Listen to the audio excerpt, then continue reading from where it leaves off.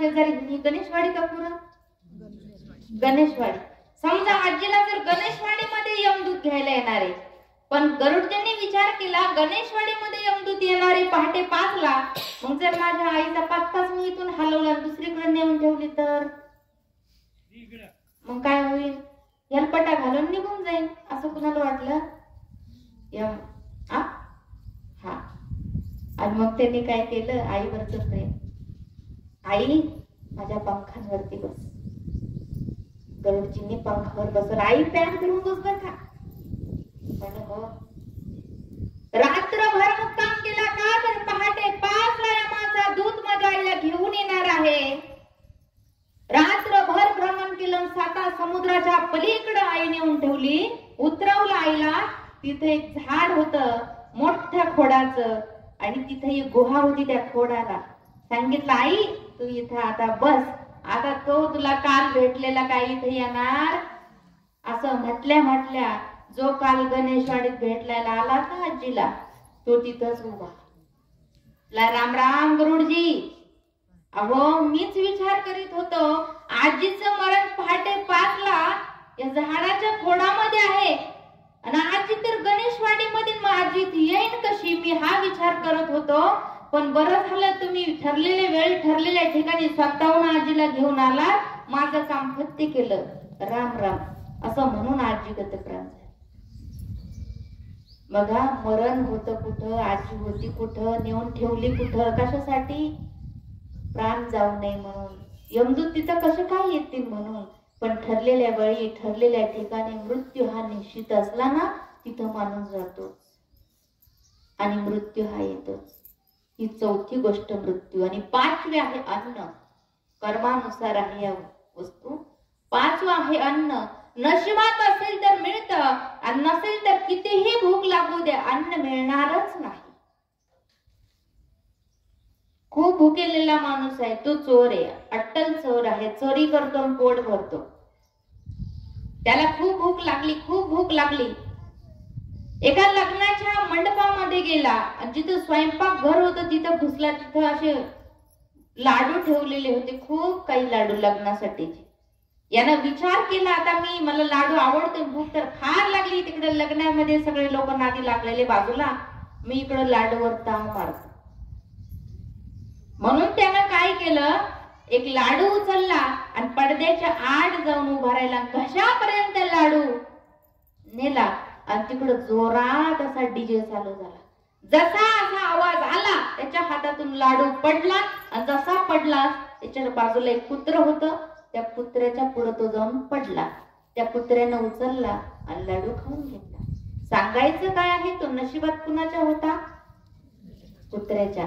उचलला कोणी होता? माणसानं. पण याच्या नशिबात म्हणजे कर्मच असं होतं की तो लाडू याला भेटणारच नव्हता, पण ज्याच्या नशिबात त्याला तो भेटला. म्हणजे अशा काही गोष्टी आहेत ना त्या आपल्या कर्मानुसार आपल्याला भेटतात. म्हणून जन्म मृत्यू आपल्या हातामध्ये. कोणाच्या घरात जन्माला जायचं, कोणाच्या घरचा वंश व्हायचं हे आपल्या काहीच हातामध्ये नाही. पण सगळी सत्ता माझ्या भगवान परमात्म्याची आहे. कारण हे शरीर चालवणारा माझा देव आहे. चाले हे शरीर कोणाची असते, चाले हे शरीर कोणाची असते, चाले हे शरीर कोणाची असते, चाले हे शरीर कोणाची असते, कोण बोलविते हरी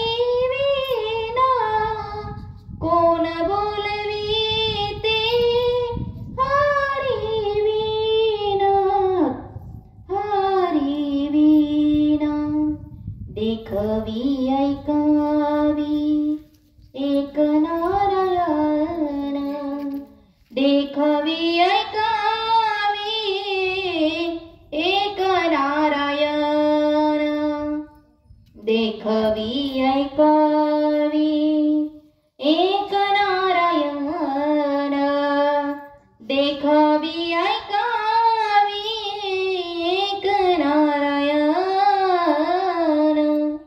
चाले हे शरीर कुणाचे असते, कोण बोलविते हरिविन, देखावी ऐकावी एक नारायण, तो भगवान परमात्मा, ज्याचं नुसतं नाव जरी आपल्या मुखामध्ये आलं तरी आपल्या गती प्राप्त होते. अंतकाळी देवाचं नाव मुखामध्ये यावं, काम करता करता मध्ये सुद्धा देवाचं नाव तोंडामध्ये यावं, बसल्या बसल्या यावं, झोपायच्या अगोदर यावं, झोपेत सुद्धा स्वप्न देवाची पडावी आणि स्वप्नामध्ये सुद्धा देव दिसावा. आणि जर खरोखर आपली साधना, आपली भक्ती, आपलं ऐक्य जर त्या देवाशी असेल ना, तर बहुतेक लोकांच्या बाबतीत हा प्रसंग घडतो, स्वप्नामध्ये सुद्धा देव दिसतो. म्हणून कर्म हे चांगलं असेल ना तर सगळं चांगलं होणार आहे. फक्त मृत्यू काही आपल्या हातामध्ये नाही, तो ठरलेल्या वेळी ठरलेल्या ठिकाणी येणार. फक्त आपला आत्मा काही जो आहे तो अविनाशी आहे आणि परब्रह्म आहे. म्हणून या श्लोकामध्ये श्रीकृष्ण परमात्मा सांगतात, अंतवंत इमे देहा नित्य सोक्ता शरीरिना, अमर्याद आहे आत्मा, शाश्वत आहे आत्मा, अविनाशी आहे आत्मा. पण शरीर फक्त हे नाशिवंत स्वरूपाचं आहे आणि ते आपल्याला याचा एक दिवस नाशहानीशी स्वरूपामध्ये होणार आहे.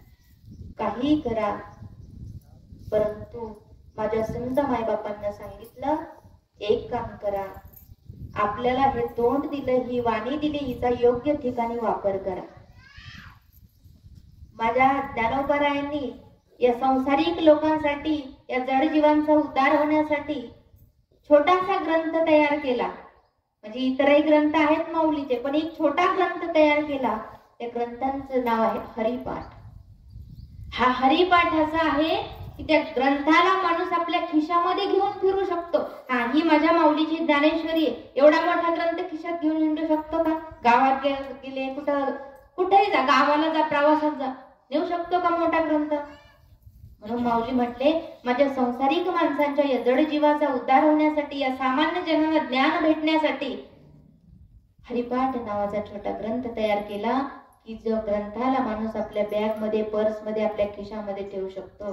आणि एक सांगून जाईल, जर तुमच्या सोबत ग्रंथ असेल आणि माझ्या संतांचा आशीर्वाद जर तुमच्या सोबत असेल ना, तुम्ही काही करा, तुमच्यावर वाईट प्रसंग माझा भगवंत कधीच येऊ देणार नाही.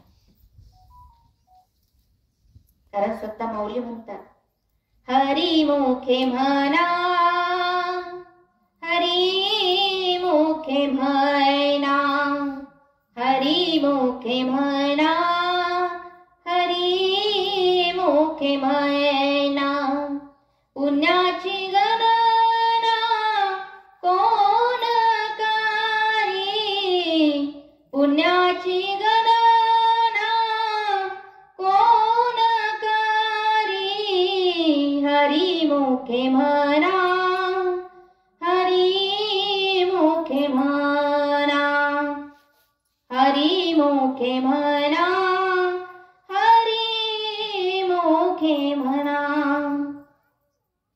माझ्या माऊलींनी हरिपाठात सांगितले, हरिमुखी म्हणा, हरिमुखी म्हणा, पुण्याची गणना कोण करी. जर मुखामध्ये हरी आला, अहो इतकं पुण्य भगवान परमात्मा देतील ना की त्या पुण्याचं मोजमाप सुद्धा आपल्याला करता येणार नाही. भक्ती हा असा प्रकार आहे, जसं आज आपण काम करतोय. एखादा माणूस म्हणेल, मला माझा बँकेचा बॅलन्स वाढवायचा आहे, 1000 आहे तर 2000 झाले पाहिजे, 10,000 आहे तर 20,000 झाले पाहिजे, 1 लाख आहे तर 10 लाख झाले पाहिजे, आणि 10 लाख किंवा 50 लाख आहे तर एखादा कोटी झाले पाहिजे. हे जसं माणसाचं चिंतन आहे की माझा बँक बॅलन्स वाढला पाहिजे, तसं भक्ती म्हणजे अशी बँक आहे, तुम्ही परमात्म्याचं नाव घ्या, तुमचा पुण्याचा बॅलन्स वाढल्याशिवाय राहणार नाही. आणि हाच बॅलन्स तुम्ही जिथं जाल तिथं आपल्या सोबत आहे, तिथं आपल्या सोबत तो येणार आहे. म्हणून अति महत्वाचा आहे बघा हा भाग, की जीवन हे अमूल्य आहे, जीवन हे अनमोल आहे. आणि जिच्या कृपेनं, ज्याच्या परमात्म्याच्या आशीर्वादानं तो नरदेह मिळवला, याचं सार्थक करणं आपल्या हातामध्ये आहे. मरण आपल्या हातात आहे, जन्माला येणं आपल्या हातामध्ये नाही, पण कसं जीवन जगायचं आणि कसं वागायचं हे आपल्या हातामध्ये आहे. म्हणून हे चांगलं जीवन जगलं तर नक्कीच आपलं चांगलंच नाव निघतं. माझे माऊली महावैष्णव ज्ञानोबर आहे. किती छोटं वय होतं, किती माझ्या माऊलीचं वय छोट. जसं या दादांचं एवढे तरुणपणात दादा गेले ना, तशा माझ्या माऊलीने तरुणपणामध्ये आळंदीला समाधी घेतली. पण आजही माझी माऊली जिवंत आहे आणि माझ्या माऊलींच्या ग्रंथामुळे चंद्र सूर्य आहे. आणि जोपर्यंत ते आहेत तोपर्यंत माझ्या माऊलींची कीर्ती अजरामर राहील. जोपर्यंत माझ्या माऊलीचा ग्रंथ आहे तोपर्यंत त्या चंद्र सूर्याला देखील किंमत आहे. म्हणून हा देह आपल्याला हा मिळाला, हा फुकट मिळाला. याच्यासाठी आपल्याला पैसे नाही मोजायला लागले. भगवान परमेश्वराने फुकट हे मॉडेल दिलंय. 2 हात. ज्याला नाही त्याला वाटतं मला असते तर किती बरं झालं असतं. म्हणून या हातानं चांगलं कर्म करावं. चांगलं कर्म केलं तर भगवंत म्हणतात या हातानं कुणाचं वाईट केलं नाही, यानं चांगलंच केलं आणि याचा फायदा आपल्याला नंतर भेटतो बरं का. यानं कुठं नेऊन घालायचं? स्वर्गामध्ये, नरकामध्ये, वैकुंठामध्ये? असेल चांगलं. आता काही काही लोक जर देवच मानत नाही, काय म्हणतात, हा कशाचं देव आणि कशाचं काय.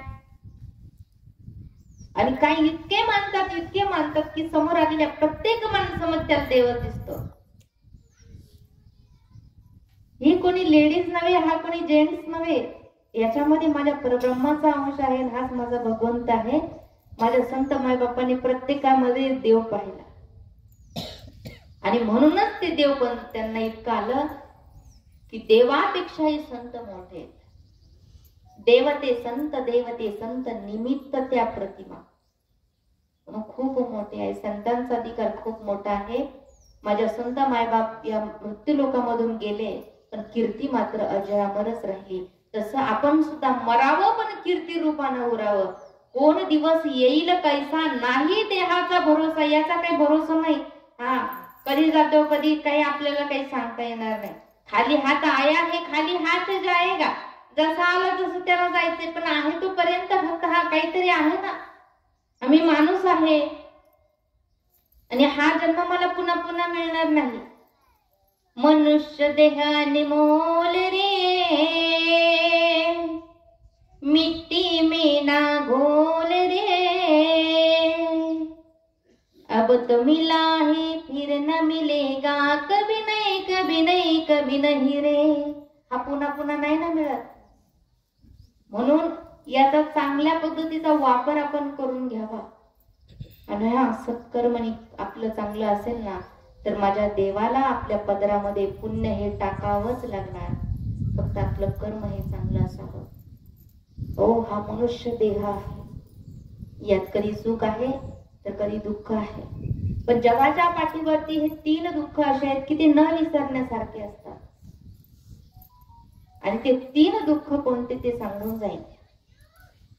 लहान लेकरू असताना त्याचे आईबाप मेले तर ते पोरग म्हातारा होईपर्यंत त्याच्या नजरेसमोर आपले आईबाप दिसतात की बाबा मला असते तर किती बरं झालं असतं. मला माझ्या आईचं प्रेम कधी आठवलं नाही, मला माझ्या बापाचं प्रेम कधी मिळालं नाही. त्या पोराला आईबापाची किंमत कळते.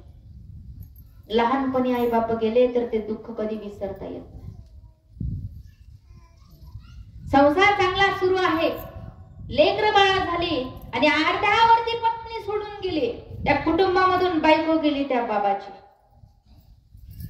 शेवटच्या श्वासापर्यंत त्याला ती पत्नीचं दुःख कधी तो विसरू शकत नाही. आणि 3रं दुःख आहे आपल्या आई बापाच्या समोर आपला तरणा बांड पोरगा जाणं. आई म्हणते देवा, बाप म्हणतो देवा, मी काय कुठं लपून बसलो होतो का?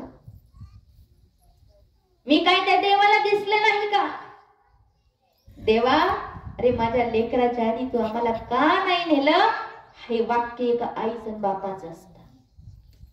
म्हणून तरुण पोरगा पोरगी घरातून जाणं ना, आई बापांना शेवटच्या श्वासापर्यंत हे दुःख कधीच विसरू शकत नाही. 3 दुःख जगाच्या पाठीवर आहे की ते नाही विसरता येत. पण या कुटुंबामधून तरुण पोरगाच गेलाय. कसं विसरावं आईनं? कसं विसरावं आपल्या कुटुंबानं? कसं विसरावं बहिणींना, आपल्या भावाला? की एवढ्या सणासुदीच्या मोक्यावरती एक भाऊच इथून गेला. कसं विसरावं त्या आई बापानं की सणासुदीला आपलं लेकरू नाही. कोणती आई असू द्या, किती तिची परिस्थिती गरीब असू द्या, पण कोणत्याही सणाला ना ऋण काढून माणसं सण करतात. का तर अहो आपल्याला नाही भेटलं काही, पण आपल्या लेकराला मात्र भेटलं पाहिजे. त्यांना सण खाऊ घातला पाहिजे. कर्ज बाजारी होती नाही बाप, कुणाकडून उसने मागतील, पण लेकराला कधी जुनं ठेवत नाही. त्याला आई बाप म्हणतात. हो, देवानं खूप मोठं यांच्या कुटुंबामध्ये दुःख दिलंय की आपल्या लेकराला ते घेऊन गेले. क्षणाक्षणाला आईला आठवत ते पोरग, क्षणाक्षणाला बहिणीला आठवत तो भाऊ, क्षणाक्षणाला बापाला चेहरा समोर येतो त्या पोराचा की माझा पोरगा होता कसा, देवाना नेला कसा. एक स्वप्नासारखं घटना आपली घडून जाते. म्हणून बघा, माझा भगवान परमात्मा आणि माझ्या संतांनी त्याला उपमा दिली. विठ्ठला तू वेडा कुंभार, विठ्ठला तू वेडा कुंभार. अरे देवा, तू वेडा कुंभार आहे रे. तू मडके घडवतो सुद्धा आणि मडके फोडतो सुद्धा. कधी कधी वाटतं देवा तू इतका निष्ठुर का झालास रे, का झाला देवा तू एवढा निष्ठुर. अरे तुला आमचं माया, आमची ममता, आमचं प्रेम बघवलं नाही का रे देवा. आमचा तळ हाताचा थोडा प्रमाणे जपलेला पोरगा तू आमच्या डोळ्यासमोर घेऊन गेलास, असं आपण म्हणतो देवाला. परत एक सांगून जाईल, जी व्यक्ती गेली पुढच्या कार्यासाठी एकतर तिचं नियोजन भगवंतानं केलेलं असतं आणि म्हणून त्या व्यक्तीला जावं लागतं. आपलंही नियोजन केलं देवाने एखाद्या कार्यासाठी, आपल्याला आपण म्हणतो ना सिलेक्ट, तसं जर झालं तर आपल्याला सुद्धा जावंच लागणार आहे का. कारण मरण हे कुणाला नको असतं, पण ते आल्याशिवाय राहत नाही, हेच सत्य आहे. मरण हे अटळ आहे. मरण हे प्रत्येकाला ठरलेल्या वेळी ठरलेल्या ठिकाणी येणारच आहे. तुम्ही कितीही कुठेही लपून बसलात तरी ते येणारच आहे. म्हणून माझे जगद्गुरु तुकोबराय म्हणतात, अहो मरण येणार आहे खरं आहे, आपल्याच लोकातून आपल्याला जावं लागणार आहे हे खरं आहे, पण ते मरण येण्याच्या अगोदर जर आपण सावध झालो आणि माझ्या भगवंताचं नामस्मरण केलं तर काय वाईट आहे. देवा माझं चांगलं होऊ नाही तर वाईट हो, पण मी तुझे पाय कधी सोडणार नाही, हा एक संकल्प माणसानं करायचा. तेव्हा तू आहेस. अरे इथून मागे कितीतरी गेलेत, आजही कितीतरी जाणार आहे, उद्याही कितीतरी जाणार आहे, आणि त्यांच्यामध्ये माझाही नंबर एक दिवस लागणार आहे. देवा राष्ट्रसंत गाडगे महाराज माहित आहे ना आपल्याला, त्यांचं अभियान बघा, गावगाव माणसं राबवतात.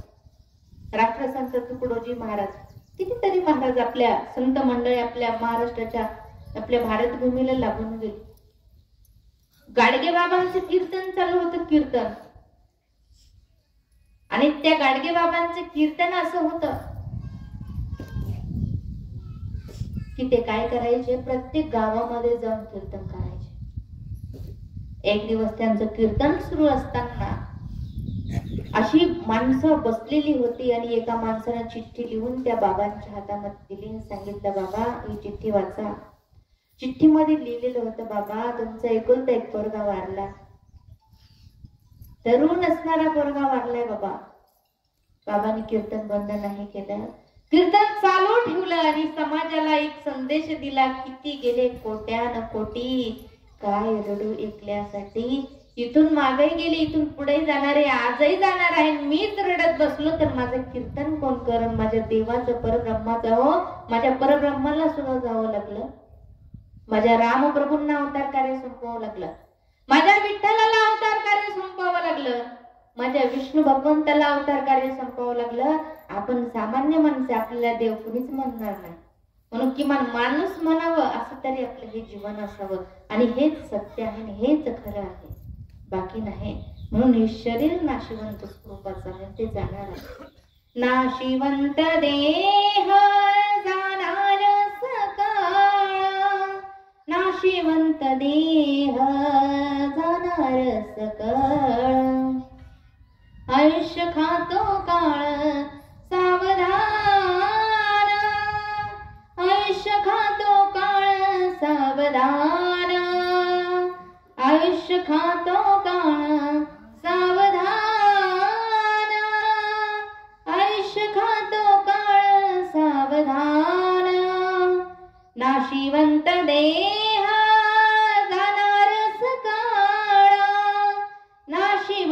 देह जाणार सकळ. नाशिवंत देह जाणार सकळ आयुष्य खातो काळ सावधान. माझे जगद्गुरु तुकोबरायांनी सांगितलं, उपदेश केला या अभंगामध्ये, की अरे बाबांनो, क्षणोक्षण हाची करावा विचार करावा या पार भव सिंधू. नाशिवंत देह जाणार सकळ आयुष्य खातो काळ सावधान. काळ येणारे, आपल्यावर झडप घालणारे, पण खाण्याच्या अगोदर सावध व्हा आणि माझ्या हरीला आठवा, हृदयामध्ये साठवा. तोच हरी एक दिवस कामा येणार आणि त्या हरीच्या द्वारे मिळणार पुण्यच आपल्या सोबत येणार, बाकी सोबत काहीच नाही. कितीही प्रिय वस्तू असू द्या, आपला मोबाईल, आपला छानसा असणारा ड्रेस, आपले बूट, आपलं घर, आपली गाडी, कितीही प्रिय असू द्या, कितीही महागडी असू द्या, पण एकदा का काळ आला ना आपल्यावरती झडप घातली ना, ती बूट, ती गाडी, तो बंगला, ते घर काही आपल्या सोबत नेता येत नाही. आणि हे सर्वस्वी खरं आहे. त्याच्यामध्ये खोटेपणा आहे का आपल्याला माहित आहे, नाही नेऊ शकत सोबत. मग सोबत फक्त हेच येतं, पुण्य. आणि म्हणून ते आपण उठलो झोपातून तरी आभार. मी कायम सांगत असते, झोपेतून उठतानाही उठले, जाग आली की देवाला हात जोडायचे, सांगायचं देवा बरं झालंस रे तू मला उठवलं. तू नसताना उठवलं तर 14 लोकांनी मला खांद्यावर बसवलं असतं आणि मला स्मशानभूमीकडे नेऊन मला जाळून टाकलं असतं. माझ्याच घरच्यांनी कॉल करून सांगितलं असतं, अमक्या अमकी गेली, अमक्या वाजून अमक्या सेकंदाने मिनिटांनी त्याचा अंत्यविधी होणार आहे, आणि मग माझा अंत्यविधी सुद्धा झाला असता. आता आपण सुद्धा लोकांची काय कल्पना करता, तुम्ही माझ्या समोर बसलेली, मी तुमच्यात बसलेले, आपण सुद्धा कल्पना करा, त्या भगवान परमात्म्याने जर मला जरी नसतं उठवलं, तुम्हाला जरी नसतं उठवलं, आपण इथं आलो असतो का? या गाडीला धक्का स्टार्ट केला माझ्या देवानं आणि म्हणून ही डोळे उघडले तर इथपर्यंत आपण आलोय. पण झोपताना सुद्धा देवाला सांगायचं, देवा मी डोळे झाकतोय, मी झोपते आता, परंतु मला सकाळी लवकर उठव. ही संकल्पना जर आपल्या मनामध्ये असेल ना, तर आपलं कुठल्याच कोणत्याच गोष्टीमध्ये कमी पडू शकणार. आणि देव आवडला पाहिजे, इतका आवडला पाहिजे की त्याचं नाव घेतलं ना आपल्या चित्ताला समाधान मिळालं पाहिजे, इतका देव आवडला पाहिजे. श्री कृष्ण गोविंद हरे मुरारी, हे नाथ नारायण वासुदेवा. श्री कृष्ण गोविंद हरे मुरारी, हे नाथ नारायण वासुदेवा. पितमात स्वामी सखा हमारे, पितमात स्वामी सखा हमारे, हे नाथ नारायण वासुदेवा. श्री कृष्ण गोविंद हरे मुरारी, हे नाथ नारायण वासुदेवा. श्री कृष्ण गोविंद हरे मुरारी, हे नाथ नारायण वासुदेव. किंवा म्हणायचं, कृष्ण गोविंद गोविंद गोपाल नंदलाल, कृष्ण गोविंद गोविंद गोपाल नंदलाल. हे गोपाल नंदलाल, गोपाल नंदलाल, गोपाल नंदलाल, हे गोपाल नंदलाल. कृष्ण गोविंद गोविंद गोपाल नंदलाल, कृष्ण गोविंद गोविंद गोपाल नंदलाल. कधीतरी नुसतं ऐका, मना चित्ताला समाधान मिळेल. नाही म्हणता आलं तर कानानं ऐकलं ना तरी सुद्धा फायदा आहे. ऐकलंय ना, इथपर्यंत पोहोचलं ना तरी सुद्धा शाश्वत फायदा. संसारामध्ये शाश्वत फायदा होईलच असं नाही, पण परमार्थामध्ये शाश्वत फायदा झाल्याशिवाय राहत नाही. याला म्हणावं वारकरी संप्रदाय. आणि हेच सांगतो वारकरी संप्रदाय की हे जीवन एकदा आहे, पुन्हा पुन्हा नाही. याचं चीज करा, याचं सोनं करा. आता हा हयात आहे, थोड्या वेळाने हयात असेलच असं नाही. म्हणून याचं चीज करा, याचं सोनं करा. आई बाप जर शिरावरती जिवंत असतील तर शेवटपर्यंत त्या मायबापाला कुठल्याच गोष्टीची कमतरता भासू देऊ नका. आई बापाचा शेवट गोड करा. देव भेटल्याशिवाय राहणार नाही. माझ्या समोर बसलेला, माझ्या समोर उभा असलेला, माझ्या समोर फिरत असलेला प्रत्येक मनुष्य, त्या प्रत्येक मनुष्यामध्ये माझा विठ्ठल आहे, माझा पांडुरंग आहे, माझ्या श्रीराम त्या हृदयामध्ये माझ्या हनुमंतरायांनी जसे साठवले तसे आपण एक फक्त संकल्पना करायची की देवा तू प्रत्येकाच्या हृदयामध्ये असं समजूनच त्या समोरच्या दृष्टीमध्ये दृष्टी घालण्याची ताकद परमेश्वर आपल्याला निर्माण करून देईल. पण मन साफ असलं पाहिजे. आणि मरायच्या अगोदर कधीही मरा, असं मरा गेल्यानंतर लोकांनी नाव काढलं पाहिजे. आणि नाव निघालं की समजायचं आपण मेलोच नाही, आपण जिवंतच आहे. असं आपलं हे जीवन असावं. म्हणून आज प्रथम पुण्यस्मरण कैलासवासी संदेश ज्ञानेश्वर नवले या दादांचं आपल्यामधून जाऊन 1 वर्ष झालं. आणि त्यांच्या प्रथम पुण्यस्मरणानिमित्त आजची प्रवचन सेवा माझ्यासारख्या अल्पज्ञ पामराच्या वाट्याला आली. मी माझ्या अल्पमती अल्पबुद्धीने काहीतरी सांगण्याचा प्रयत्न केला. बोलता बोलता जर काही चुकलं असेल ना तर ते माझ्या बुद्धीचे दोष आहेत. आणि जे जे काही बरोबर असेल माझ्या भगवंताच्या कृपेने मला प्राप्त झालेले विचार. मग मी जो काही श्लोक निवडला तो पुन्हा एकदा सांगते. ज्ञानेश्वरीचा अध्याय क्रमांक दुसऱ्या अध्यायामध्ये 18व्या क्रमांकाचा श्लोक आहे. अंतवंत इमे देहा नित्ययुक्ता शरीरिना अनाशिनो प्रमयस्य तस्मात् युद्धस्व भारत. जीवात्मा अमर्याद आहे, जीवात्मा अविनाशी आहे, जीवात्मा शाश्वत आहे, पण जीवात्म्याच्या शरीराचा मात्र अंत होणार आहे. अशा अर्थाचा श्लोक निवडला. अल्पमती अल्पबुद्धीने बोलण्याचा प्रयत्न केला. ज्यांच्यामुळे मला ही सेवा भेटली असे असणारे, मला वाटतं निमगावला गेलो होतो आम्ही, घुलेच ना, आता इथं मी होते. माझे दाजी सुरेश भागूजी गुळवे, त्यांचे मित्र रोहित दादा घुले यांनी त्यांना कॉल केला आणि त्यांनी माझ्याकडे ही सेवा सुपूर्द केली. म्हणून त्या दादांच्या चरणी ही सेवा समर्पित करते. माझ्यासोबत आलेली माझी आई ही सेवा माझ्या आईच्या चरणी समर्पित करते. तुम्ही माझ्या समोर बसलेले ज्येष्ठ आहेत, श्रेष्ठ आहेत, माझे बंधू आहेत, काही भगिनी आहेत. झालेली प्रवचन सेवा पुनश्च एकदा सर्वांच्या चरणी समर्पित करते. ज्यांचं प्रथम पुण्यस्मरण असे असणारे माझे दादा संदेश दादा